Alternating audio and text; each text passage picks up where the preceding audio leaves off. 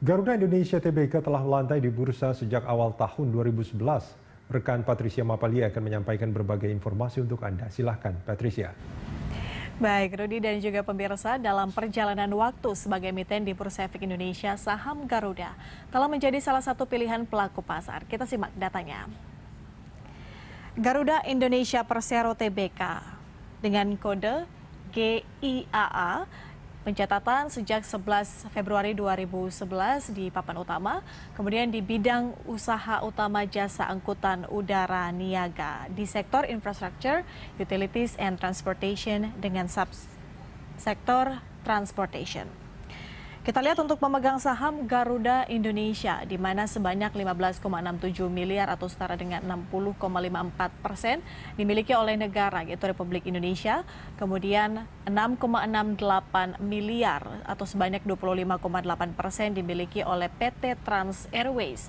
Dan kemudian 13,66% atau sisanya itu sebesar 3,53 miliar dimiliki oleh masyarakat.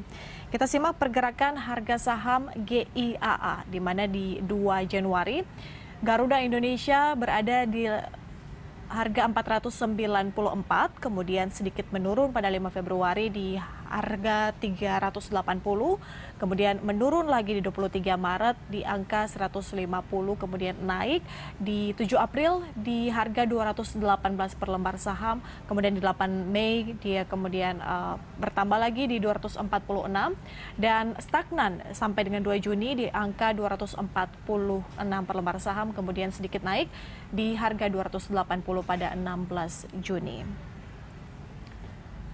Demikian data terkait dengan Garuda Indonesia Persero Tbk atau GIAA. Kembali ke Rudi. Baik, terima kasih Patricia Mapalie, dan kita masih terhubung dengan Direktur Utama PT Garuda Indonesia Irfan Setiaputra. Pak Irfan, ini kalau kita melihat pergerakan atau kinerja saham GIAA ini memang agak menarik. Tapi memang kalau kita melihat di medio Maret, ini hampir semua saham turun ya Pak ya. Ini saham Garuda sampai sekitar tinggal 30%-nya. Nah, untuk rencana 2020 sendiri, ini rencana investasi Garuda Indonesia akan seperti apa Pak? Ya, mengingat kondisi pandemi, kami memutuskan memang untuk menahan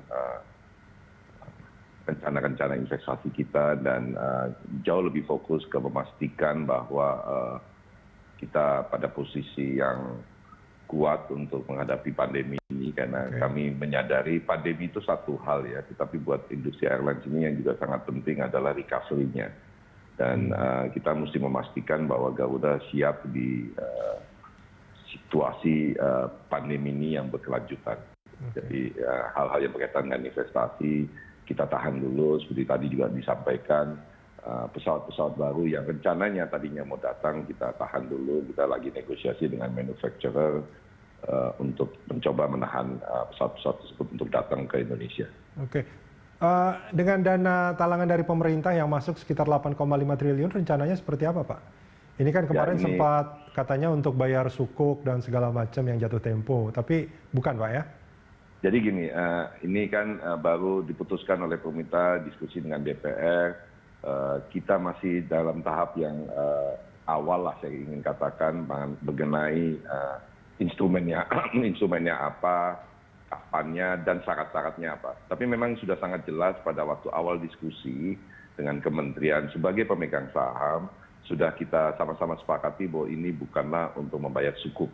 Gitu ya. Jadi ini clear di depan. Dan yang kedua adalah soal timingnya, jadi belum telah, tapi 8,5T itu akan. Gitu. Nah, kami memang berharap bahwa dana talangan ini ataupun apapun namanya nantilah gitu kan, itu bisa kita terima secepatnya untuk memastikan bahwa kita bisa menghadapi situasi ini dengan lebih baik gitu ya. Oke, ini saya coba untuk simpulkan. Ini timing soal pencairannya belum, begitu juga dengan karena ini sifatnya loan ya Pak ya. Ini soal pelunasannya kapan juga itu masih belum ada kepastian.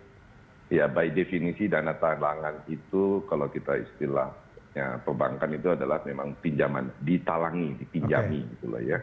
Jadi detailnya belum, nilai persisnya juga belum, instrumennya juga belum, dan mekanismenya juga belum. Plus juga syarat-syaratnya ya.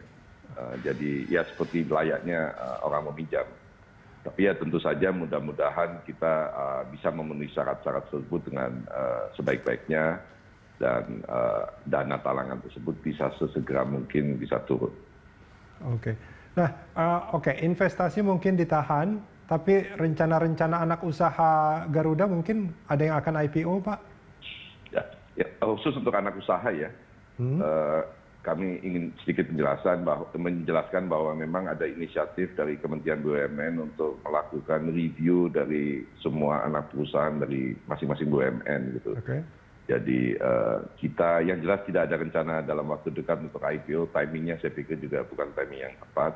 Tapi yang kedua udah pasti kita akan melakukan review. Kita sudah ada 6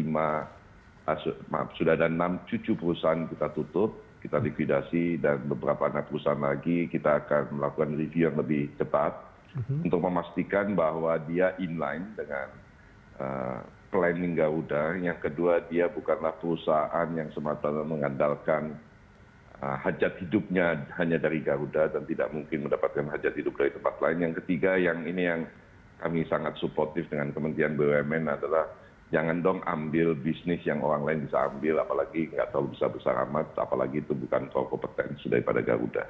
Baik. Untuk target pendapatan tahun ini, Pak? Ini sesuatu yang saya dengan mudah akan bicara, tetapi saya tahu dengan selesainya saya bicara, angkanya pasti berubah. Jadi kita pada posisi hari ini, kita lebih bagus mengatakan kita akan melakukan hal yang sebaik-baiknya dengan penurunan hampir 90% kita punya PAX dan 70% pesawat kita grounded. Ini tentu saja dengan mudah dilihat implikasinya terhadap pembuku ya. Namun demikian kita akan lakukan upaya sebaik-baiknya supaya posisi perusahaan tetap bisa survive dan dalam kondisi yang cukup memungkinkan untuk take off begitu pandemi ini lewat ya. Baik. Pak Irfan Setiaputra, terima kasih banyak Pak sudah bergabung bersama kami di Corporate Action. Sama-sama. Pemirsa, Corporate Action masih akan kembali usai news update sesaat lagi.